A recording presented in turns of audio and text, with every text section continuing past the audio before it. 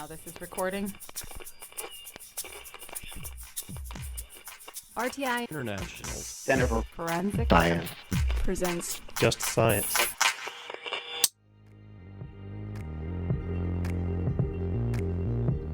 Hello and welcome to Just Science, a podcast for forensic science professionals and anyone who is interested in learning more about how real crime laboratories work. I'm Lauren Mangum, the producer of Just Science, and in celebration of National Forensic Science Week, I will also be your host. Just Science will be releasing multiple Just So You Know episodes where we will be hearing directly from the Forensic Technology Center of Excellence's team.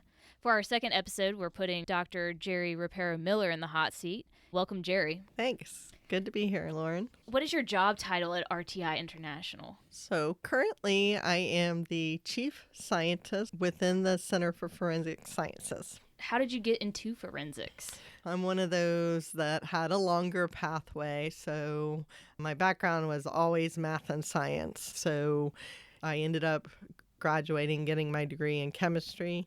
And I worked for 5 years for Conoco, which is an oil refinery in Oklahoma City. So I was an R&D chemist and also a refinery chemist. And my expertise was looking at inorganic metals and the different things. At the time that I worked for Conoco, they were a subsidiary of DuPont. So not only was I working with the oil, I was working with products like their high-density polyethylene, so the plastics that DuPont uses. Did that for 5 years, decided that was great, but it just wasn't my calling. And so knew I wanted to go back to graduate school, had always been very interested in crime and people. And I was thinking at the time that I was going to go back and go to med school to become a forensic pathologist. And during that whole process, I ended up meeting my mentor, Bruce Goldberger, at the University of Florida,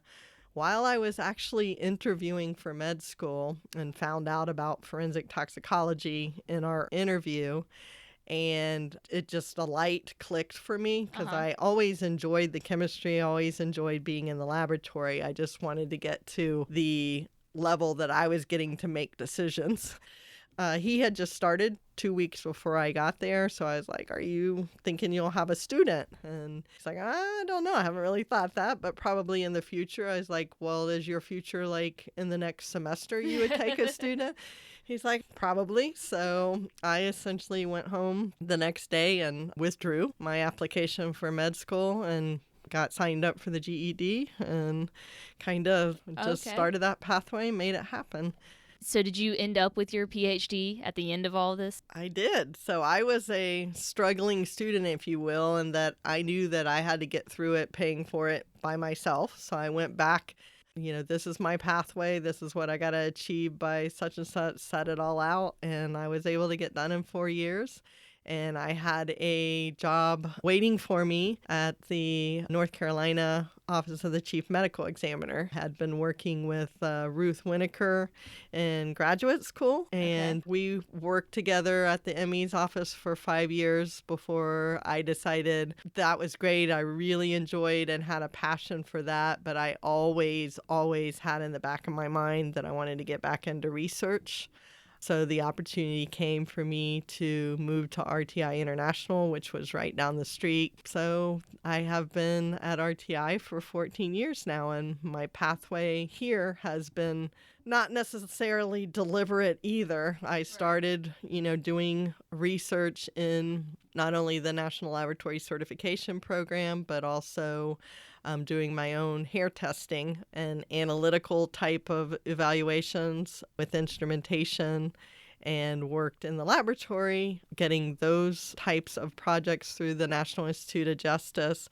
Then that led to creating an online forensic education program that we started from ground up, which was also through 3 or 4 NIJ awards, and I did the forensic education. So it was for training for professionals that are already in their field trying to get continuing education, because as a laboratory manager, I always struggled with how do I get training for my bench analysts that are not going to be able to go to those national meetings. And so that is a way that I saw was working in a lot of other fields. It wasn't really big in forensics. Dr. Peter Stout and I started those programs. That led to, in 2011, us putting in a bid for the Forensic Technology Center of Excellence. We were awarded that award, and I was project director for that beginning in 2014. So that's kind of where we are right now. Right. The forensic education stuff is actually still available through RTI, not through the FTCOE, but through RTI. So, these are still out there. Now, let's go back a little bit, though. Let's talk about your ME experience. So how is that different than, say, a bench crime laboratory type job? So in medical legal death investigation, or working in a medical examiner's office in their toxicology lab, our purpose was to help the medical examiners determine what the cause and manner of death is. So we did all testing that had to do with toxins. So not necessarily drugs. It could be other kind of poisoning, or it could be, it could be something that happened in an accidental situation. So we essentially did the testing of all of the specimens that would come from that particular case. And then as a forensic toxicologist, not only are you doing the testing, but you're doing the interpretation.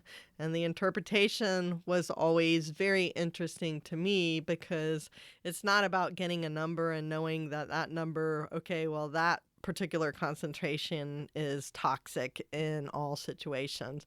It is very similar to a puzzle in that we have to look at the overall picture of that case. We have to look at the history. We have to look at any information whatsoever we have for that case and for those drugs and try to put it back together for what is the most logical answer for that particular case. So it was very interesting to me because every day what was coming across my desk could be very different. Although you did the same procedures, the end interpretation could be very different. And it was always supplemented with us having to do research to figure it out because the answers weren't always just right there because we went to school for a while. You Right. could get a very unique case in that you spent time back in the literature, back talking to colleagues to figure out what it meant. Let's talk a little bit about some of the groups that you're involved with. Yes. I have Try to list it. a little bit of a list. I would say early on, I tried to stay within the lines of only getting involved in professional organizations that were in toxicology. So even when I was a student, I was a student member of the American Academy of Forensic Sciences and the Society of Forensic Toxicology. And I would say to students that, take advantage of the opportunity that most of these professional organizations give you a very reasonable price, not only being a member, but also attending the meetings. So I know most of it is a shoestring budget, but I really think that getting involved as early as you can in the professional organizations can help you answer questions that you're not necessarily going to find at school. So SOFT and the Academy were early on in my career. I'm a fellow in the Academy, been SOFT member for, I don't want to say how many years, but let's just say multiple decades. But here recently, probably after I came to RTI and really started to work with other stakeholders, I have maintained memberships within the American Society of Crime Lab Directors, the International Association of Chiefs of Police, the International Association of Forensic Nursing. Also, I've been a long-term member of the International Association of Forensic Toxicology. And I think broadening my participation in organizations that aren't necessarily my area of expertise, but they're professionals that I work with on a daily basis here at RTI. It helps anybody not only understand the science of how the perspective of what they're doing for the forensic sciences, but it also, obviously helps with networking. So when I do have issues, there's always somebody that I know that I can call to get help. And I know that people here at RTI, they always say, go ask Jeri. She's got to know somebody. And I usually do because I've put time and effort into being very involved with the profession outside of my daily job. And I've always felt like that's important to us. And the other thing that's not necessarily a professional organization, but something that I've always tried to do as a professional is I have always been involved with students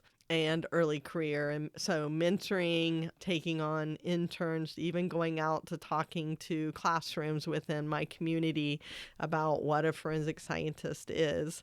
I've always felt like that's kind of our responsibility, and I love it. Pay it forward to the younger generation. Absolutely. You're part of many, many groups, so you have wisdom, but you're also a big proponent for IACME. What is IACME exactly? So there's two professional organizations within medical legal death investigation. One is IACME, which is the International Association of Coroners and Medical Examiners. And then there's NAME, which is the National Association of Medical Examiners in our nation, in the U.S., in a death investigation that is unsuspected, unnatural, just has question.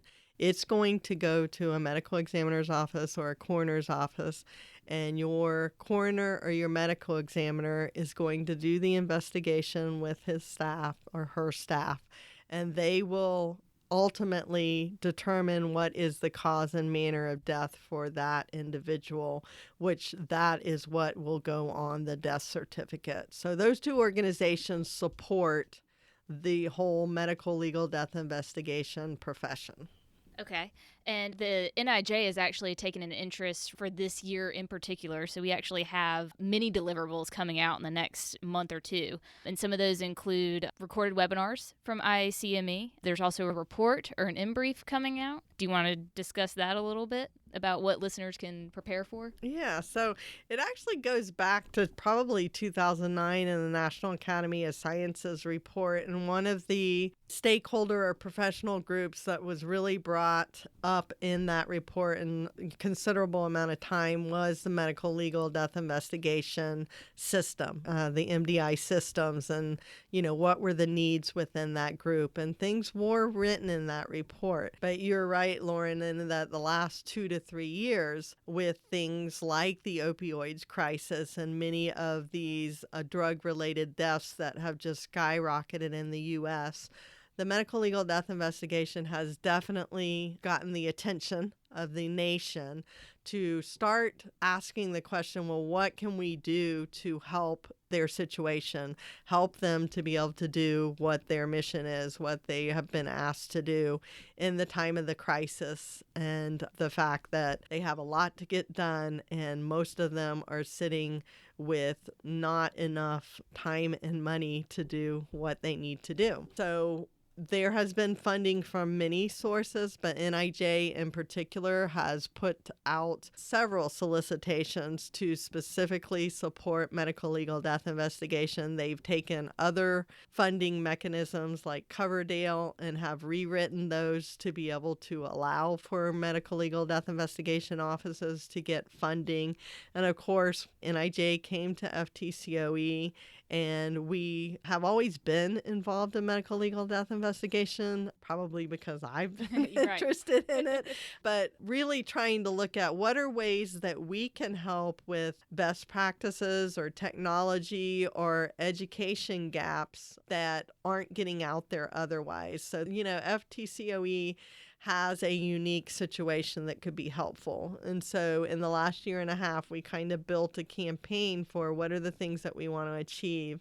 Now we're getting to the point that we had earlier this year a meeting for stakeholders for medical legal death investigation where NIJ brought 40 to 50 individuals together to start asking those hard questions and try to get answers for, what are the next steps for how we can help this professional group. And that led to a report that you're talking about, and in brief, it's just called the Medical Legal Death Investigation Stakeholders Meeting, and that should be on the FTCOE website in the next week. So it more or less summarizes what happened at that meeting, what was the discussion, what were the recommendations, and so on and so forth.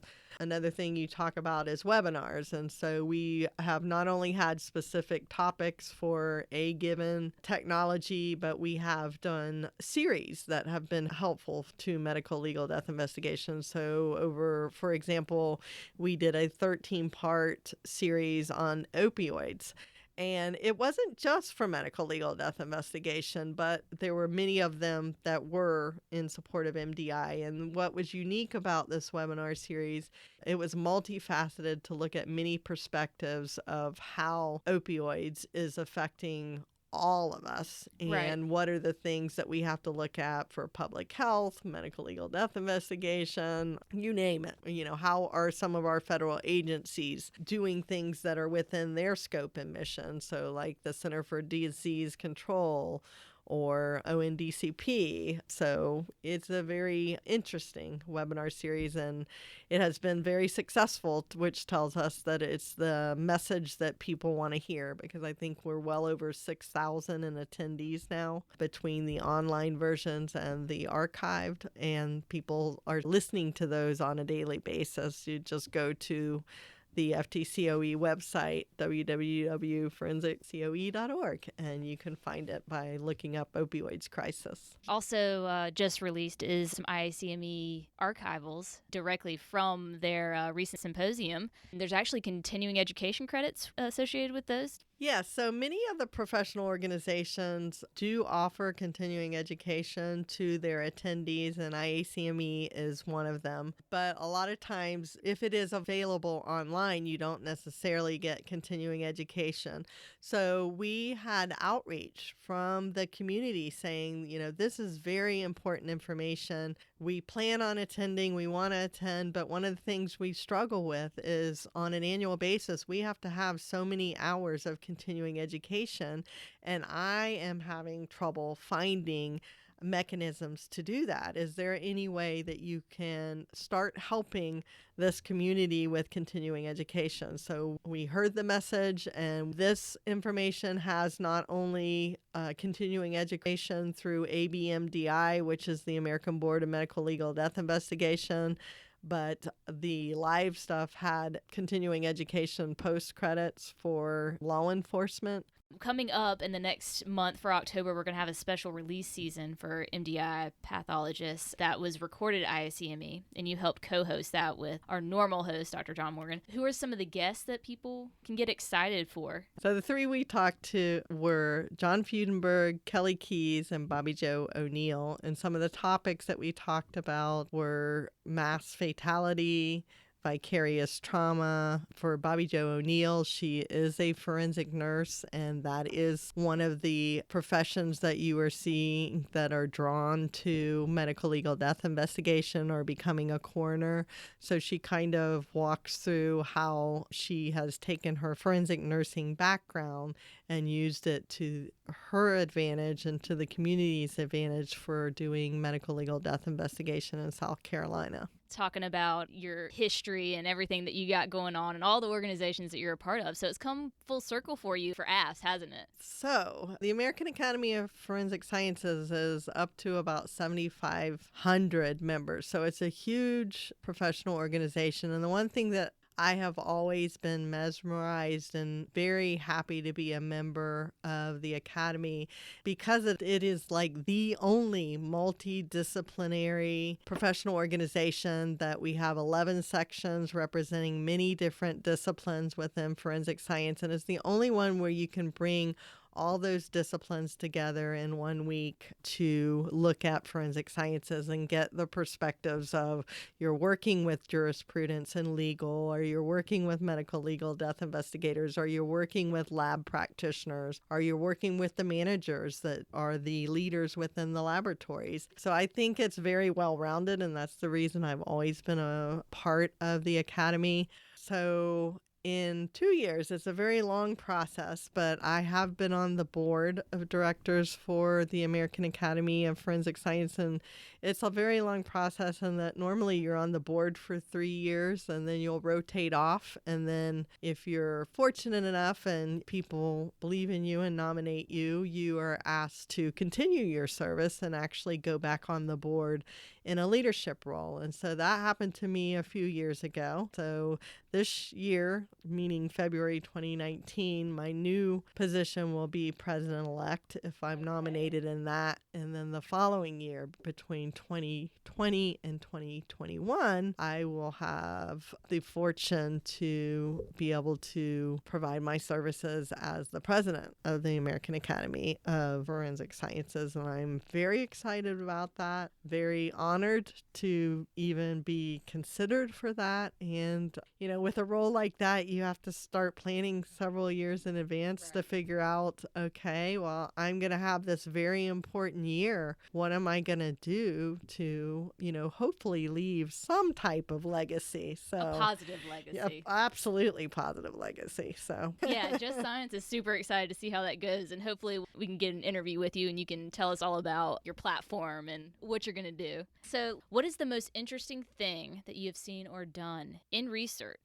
I would say, as far as interesting for me in research, is probably been my move from actually taking what I know in laboratory sciences and trying to move it in the direction of a social question. So the work that's done in research and forensic science, what is the social impact of that? Or what is the data analytics that we're getting out of a program like the National Forensic Laboratory Information System, or NIFLS, that I'm a part of? We're collecting all this drug data, but how do you analyze and mine that data to make it meaningful? So that's been new for me in the last, 5 to 10 years, and trying to ask those kind of questions that I never thought I would be doing has been a stretch, but a very exciting and an interesting stretch for me.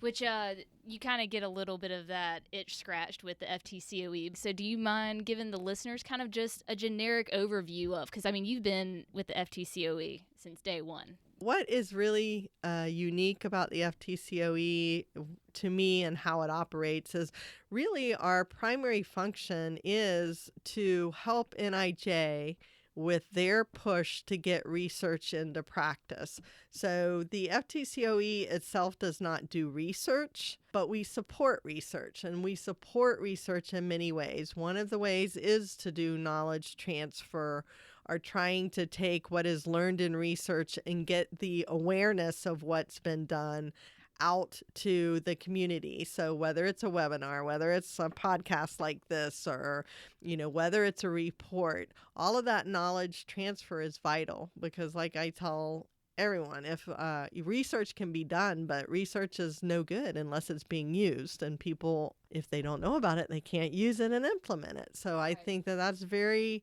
unique for FTCOE, that we are doing knowledge transfer, and many times we are vital to those researchers because they finish their research grant, but they don't really have the knowledge, time, or know-how to actually take that information and get it out there to the community, and more than just doing a peer-reviewed publication, because you have to market and communicate that in many different ways. So we help them with that.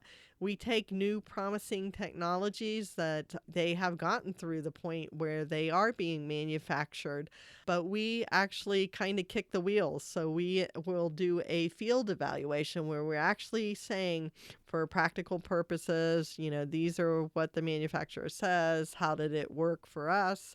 We work with practitioner laboratories to then place that technology and let them do an evaluation for it, and that will come out in some type of technical report. And then another thing that we've done that is an evaluation, but it's a different way of looking at technology, is doing what we call landscape studies. And so I kind of explain these as consumer report type reports, and that we look at what is the state of the science and the state of the shelf for that particular technology. What's out there, what's available, what are the characteristics that you can look at, and our reports lay it all out there.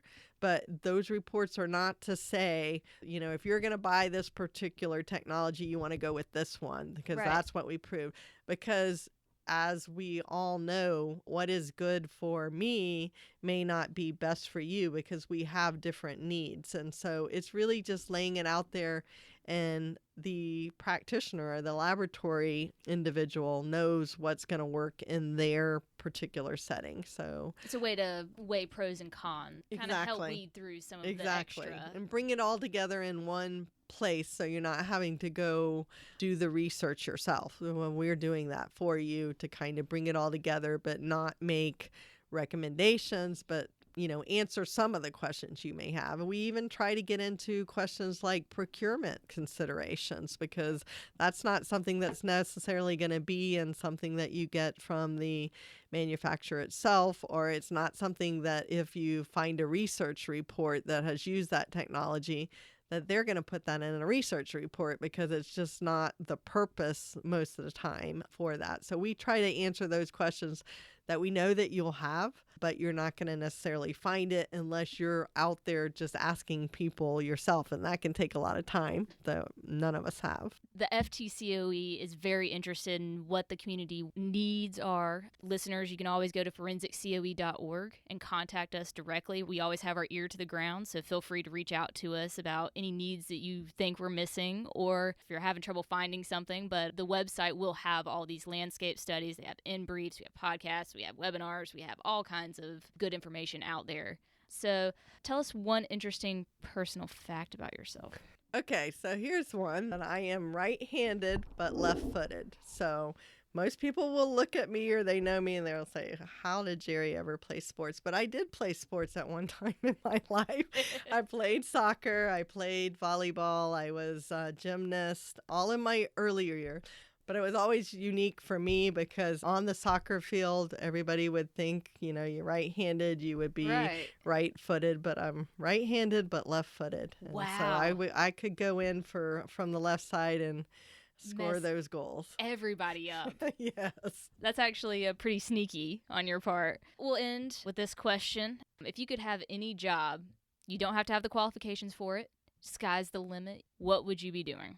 So I'll probably go back to, you have that thing that you always wanted to be when you were a kid. But when I was a little baby Jeri, I really did want to be a pediatrician.